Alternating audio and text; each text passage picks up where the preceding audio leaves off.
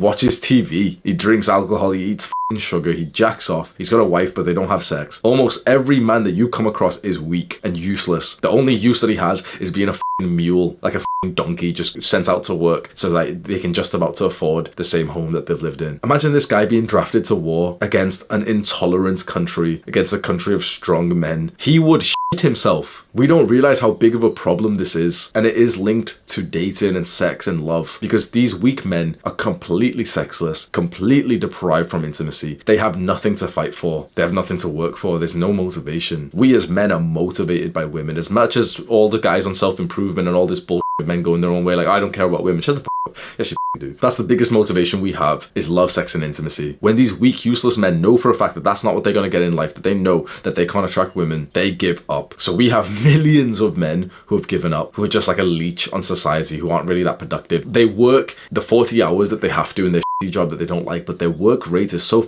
trash because they're sleep deprived, because they're still hungover. When I make these somewhat scary predictions, I know it sounds a bit like a conspiracy theory, but like, if you've watched my videos for a while, you know that I'm not that type of guy. You know that I'm not a conspiracy theorist. I don't talk about like bullshit, right? I'm telling you right now that I know with certainty that some other country is going to be dominating within 20 to 30 years, probably less than that. Some random country that we weren't expecting is going to dominate, because those men are strong. Those men are fighting for love and for their family. Those men aren't intoxicated. They don't watch porn. I personally think that this like worldview is interesting as but for you personally, for you as an individual, you have two choices. You can be weak and useless. You can succumb to the addictions and the pleasures of the modern man. And most young men are doing this, including the men on self-improvement. And still to this day, guys try and convince themselves to play video games, that taking drugs is fine. And of course, we can always give the disclaimer, oh yeah, once in a while it's fine, you know, playing 1 hour video games at the end of the, shut the f up, bro. Just acknowledge that it's a bad habit. Just acknowledge that it's like, it's a weakness inside of you. I will hold my hand up and admit that weakness in myself. There is a part of me that wants to take drugs and party and